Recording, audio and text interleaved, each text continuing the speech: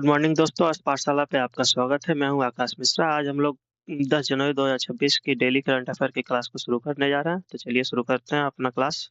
आज के मुख्य 10 बिंदु कुछ इस प्रकार हैं। पहला, भारतीय प्रवासी दिवस, आरबीआई का लाभांश नियम, विश्व पुस्तक मेला 2026, इजराइल ने सोमालिलैंड को मान्यता दी है, इसके बारे में चर्चा करेंगे। हल्दियानी ने नया नौसैनिक डिटैचमेंट बनाया है, इस पर हम लोग विस्तार से चर्चा करेंगे।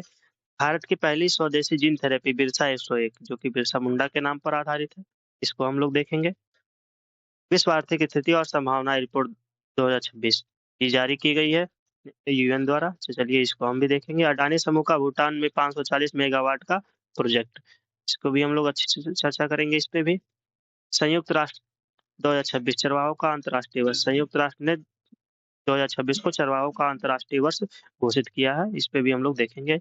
विश्व हिंदी दिवस के बारे में देखेंगे। चलिए शुरू करते हैं एक एक करके। सबसे पहले 19वां प्रवासी भारतीय दिवस 9 जनवरी को मनाया जाता है। ये गांधी जी 1915 को भारत में वापस आए थे, उनकी याद में इसको मनाया जाता है। पहली बार इसकी शुरुआत 2003 में हुई थी। यह विदेश मंत्रालय द्वारा आयोजित किया जाता है और वर्तमान में भारत के विदेश मंत्री कौन है? डॉक्टर एस जयशंकर प्रसाद है। चलिए दूसरी बात स्टार्ट करते हैं। आरबीआई का लाभांश नियम, बैंकों के लिए डिविडेंड पे आउट लिमिट 75% बढ़ा दी गई है, जो कि पुरानी लिमिट 40% थी, जिसे बढ़ाकर अब 75% कर दिया गया है। इससे क्या होगा? इससे निवेशकों को बैंकों पर भरोसा होगा, जिससे बैंकों के शेयर में तेजी आएगी। तो आप लोग आने वाले समय में देख सकते हैं बैंकिंग सेक्टर में वृद्धि हो सकती है। आरबीआई की स्थापना कब हुई थी? आरबीआई की स्थापना हिल्टन यंग कमीशन की सिफारिश पर हुई थी। वर्तमान में इसके गवर्नर शशिकांत दास हैं। नेक्स्ट है विश्व पुस्तक मेला 2026। तो विश्व पुस्तक मेला 2026 की शुरुआत 10 जनवरी से शुरू हो रहा है और ये भारत मंडपम नई दिल्ली में इसका शुरुआत हो रहा है। पहला विश्व विश्व पुस्तक मेला हमारा 18 मार्च से 4 अप्रैल 1972 तक आयोजित किया गया था। इसका आयोजन दिल्ली के विंडसर प्लेस में किया गया था।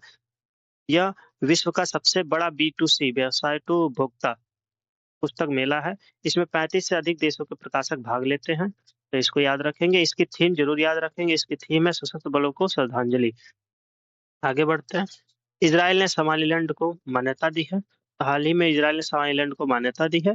सोमालिलैंड जो कि 1991 में सोमालिया से अलग हुआ था और अलग होकर खुद को एक स्वतंत्र राष्ट्र घोषित किया था। इजराइल ऐसा करने वाला प्रमुख देश बन चुका है। यह हार्न ऑफ अफ्रीका के भू राजनीति में एक बड़ा बदलाव है और देख सकते हैं ये सोमालिया और सोमालिलैंड दोनों जो है एक अफ्रीकी अफ्रीकी कॉन्टिनेंट में आने वाले एक छोटे से देश हैं, जिसमें सोमालिलैंड 1991 से सोमालिया से अलग है और अपना खुद का एक राज्य चलाता है, जिसे इजराइल ने देश के रूप में मान्यता दे दी है। चलिए अब बात करते हैं विश्व हिंदी दिवस की। विश्व हिंदी दिवस हर साल 10 जनवरी को मनाया जाता है। यह दुनिया में हिंदी भाषा के प्रचार प्रसार के लिए मनाया जाता है।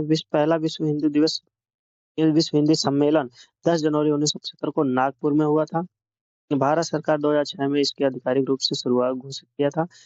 10 जनवरी को विश्व हिंदी दिवस। राष्ट्रीय हिंदी दिवस जो है वो 14 सितंबर को मनाया जाता है, तो इसमें आप लोग कंफ्यूजन नहीं होंगे। 10 जनवरी को विश्व हिंदी दिवस मनाया जाता है, जबकि राष्ट्रीय हिंदी दिवस 14 सितंबर को मनाया जाता है। चलिए आगे बढ़ते हैं। हल्दिया में नया सैनिक डिटैचमेंट।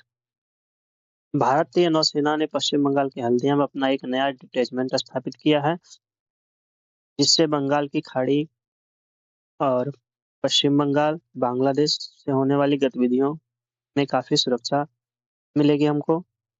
इसका उद्देश्य चीन की स्ट्रिंग ऑफ पर्ल्स नीति का मुकाबला करना है। इससे बंगाल की खाड़ी में, बंगाल में और जो भी अस्थिरताएं वर्तमान समय में पैदा हो रही हैं, उनसे निपटने में काफी आसानी होगी। इसके लिए इसका एक नया सैनिक डिटैचमेंट बनाया गया है और सरकार अब इस पे काफी अच्छा ध्यान दे रही है, अच्छी बात है। नौसेना दिवस 4 दिसंबर को मनाया जाता है। भारत के वर्तमान नौसेना प्रमुख एडमिरल दिनेश कुमार त्रिपाठी हैं, तो याद रखेंगे नौसेना प्रमुख की जो पोस्ट होती है उसे हम लोग एडमिरल के नाम से जानते हैं। ये बात भी आप लोग याद रखेंगे, जो कि वर्तमान समय में दिनेश कुमार त्रिपाठी हैं। भारत की पहली स्वदेशी क्रिस्पर आधारित gene therapy Birsa 101 gene therapy है, जो कि सिकल रोग के इलाज के लिए है। इसका नाम भारत के आदिवासी स्वतंत्रता सेनानी बिरसा मुंडा के नाम पर रखा गया है। ये जो सिकल सेल रोग है, ये मुख्य रूप से भारत के आदिवासी समुदाय में प्रचलित है। इसकी रोक के लिए इस जीन थेरेपी का विकास किया गया है। बिरसा 101 यह पहली स्वदेशी क्रिस्पर आधारित जीन थेरेपी। चरवाहों का अंतर्राष्ट्रीय वर्ष संयुक्त राष्ट्र महासभा ने 2026 को अंतर्राष्ट्रीय रेजिडेंट और चरवाहों का वर्ष घोषित किया है। याद रखेंगे इसको, वर्ष 2026 संयुक्त राष्ट्र महासभा ने यूएन ने वर्ष 2026 को चरवाहों का अंतर्राष्ट्रीय वर्ष घोषित किया। वांगछू जल विद्युत परियोजना, यह परियोजना वांगछू नदी पर विकसित की जा रही है, जो भूटान के चूखा जिले में स्थित है। भारत में इसे रैडक नदी भी कहा जाता है। तो वांगछू नदी को भारत में रैडक नदी के नाम से जाना जाता है, इस बात को याद रखेंगे। यह 570 मेगावाट की परियोजना है। यह भूटान की company Druk green power corporation DGPC और अडानी समूह के बीच एक संयुक्त उद्यम है। इसमें डीजीपीसी की हिस्सेदारी 51% है। यह परियोजना भारत की नेवर फर्स्ट नीति के तहत लाई गई है। नेक्स्ट है विश्व आर्थिक स्थिति संभावनाएं रिपोर्ट 2020। इसको आप लोग जरूर याद रखेंगे, इसमें जरूर ध्यान देंगे।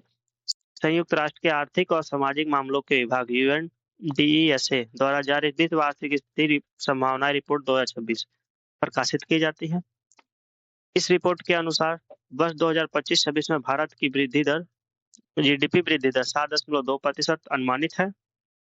इससे भारत दुनिया की चौथी सबसे बड़ी अर्थव्यवस्था बन चुका है। अब भारत से आगे से संयुक्त राज्य अमेरिका, चीन और जर्मनी है। इसके बाद ये चौथे नंबर पे भारत है। और IMF की एक रिपोर्ट के अनुसार भारत 2028 तक जर्मनी को पीछे छोड़ तीसरी सबसे बड़ी अर्थव्यवस्था बन सकता है। तो चलिए आज के लिए बस इतना ही, मिलते हैं अगले लेक्चर में। वीडियो पसंद आए तो लाइक करिएगा, शेयर करिएगा, सब्सक्राइब करिएगा। धन्यवाद।